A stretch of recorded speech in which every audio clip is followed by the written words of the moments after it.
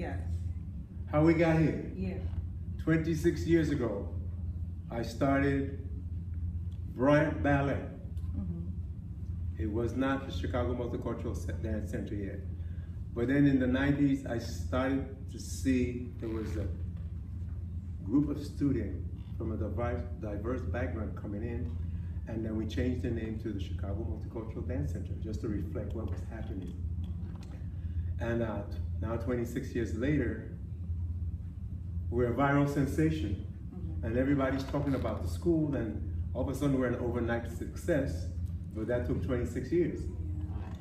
26 years of hard work, focus, discipline, and determination, because as an African-American man with a classical ballet training school, people would say, you're not gonna make it. But there's all those naysayers that try to tell you what you can't do. But being from the islands and being a West Indian, we were always taught to, when people tell you you can't, just smile and say, okay. And your mind is saying, just watch me.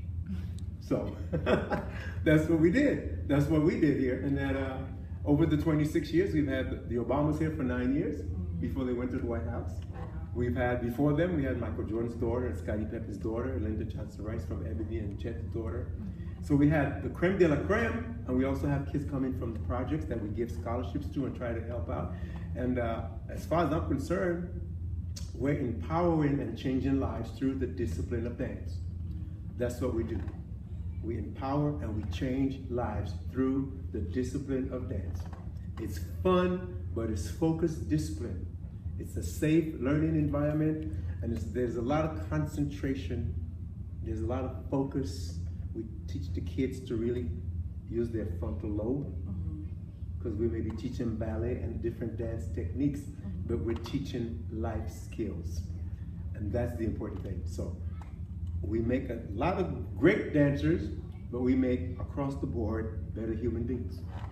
And that's what the world needs, better human beings. So what made you want to start a dance company focusing on children? You know, what made you say, I want to teach kids how to dance? Well, see, I had a daughter with cerebral palsy. Alexandra lived to be 28. They told me she would be dead by 5. She never walked, talked, or crawled. We taught her to look up for yes and down for no. She cried. You could tell when she was happy. But back in the day when I would bring her here in her wheelchair and I was teaching ballet, her little fingers would be moving. And I would tell the kids, there's a dancer inside of her. And she would laugh at jokes because she was very smart. And so from then, the kids could not tell me something hurt. They would have to say it is slightly uncomfortable.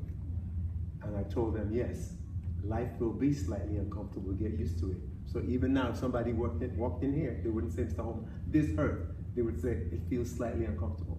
Because from my daughter, I got that.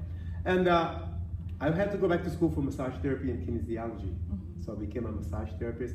But when I was teaching and working with my daughter, doing certain patterning things to help her to get that brain stimulation, I realized I could help dancers by giving some of them the same mechanical steps that we were doing with my daughter every day for 5 hours a day. She was getting physical therapy.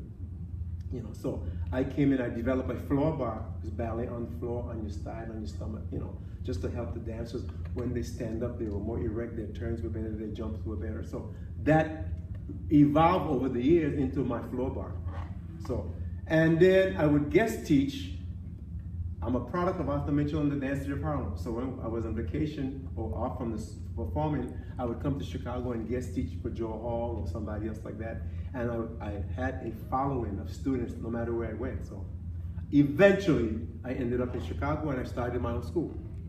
So 26 years later, here we are. We're still in the basement, out of sight, but we're not out of mind. And then, so you guys kind of became a sensation on the internet. How has the feedback been? We did. We've been doing hip play. For the past 2 years, I've been posting. The kids showed me how to get on Instagram because, you know, I'm not that technically savvy. And of course, I got a Facebook page, you know. But I post stuff on Instagram every week for the past 2 years, and I just yin yang, good, bad, whatever. So Ballerina in Brazil, in South America, picked up on us doing this hip hop on point. And they had the laughing and crying emojis. And there was a big controversy in Portuguese and, you know, Spanish or whatever talking about these black kids doing this stuff and point. Some people were happy with it, some people were not. It was not ballet, it's da-da-da-da-da. So if they're talking about you, you're doing great. That's what my grandfather always told me. So, and then BuzzFeed picked it up, gave us a call. It went viral. It's over almost 35, 40 million views right now. Jason Derulo saying it, if it ain't love. It's all over out there. And so positive feedback, negative feedback. Since then, we've been on Good Morning America. We've been on Fox 32. We're getting ready to go to Germany to do the Mercedes-Benz Fashion Week. And things are just, the phone is ringing constantly. We're going out to San Francisco to do 3 TED Talks. Really? No one has ever seen African American do what they're doing on point. Don't forget, classical ballet is this ethereal thing. You see what I'm saying? It's this high art form, and you're not supposed to do anything to it. The girls are on point doing Africa and the hip hop or hip leg that I trademarked and I called it. And it's upsetting a lot of people, but that's good. See, because as far as I'm concerned, I tell the kids all the time, ballet is the most boring thing in the world. It takes years of practice and concentration, hard work, love, and determination. But if you study it, like money in the bank, doing the stuff at the bar, then you can come off the bar and do, because you have the discipline and the focus and the concentration and the strength, you can do all sorts of things. So to stay relevant, I said to the kids, what are y'all doing on the street? See, because back in the 90s, I was doing what they were doing in the street. I used to have the rap ballet. We would do the running man on point, forward and backwards, you know, the Charleston on point, you know, Michael Jordan. It's actually Moonwalk, that came out in '83. We would do that on point. The people would be freaked out back then. So it's just because of the internet and Instagram and all, people have seen us doing the same things we've been doing since 1990. But now they're blown away, or they're upset because we're now stepping on the classical ballet world toes. You know, and I say this to them, you have these beautiful African-American kids doing all this incredible stuff. Go into your white schools and have all those white girls put on different shades of brown tights for 6 or 7 months. Like the 1 or 2 black girls in these schools have to put on pink tights every day. You see what I'm saying? You look in that mirror and you see pink legs, you're not seeing an image of yourselves. You're seeing pink legs. That's comfortable for the teacher. If you get corrected, you're lucky. You know what I'm saying? We have nothing but different shades of brown up in here. And you saw that the Latina kids and the white kids, they got on matching flesh color tights. You see what I'm saying? So that's empowering in itself.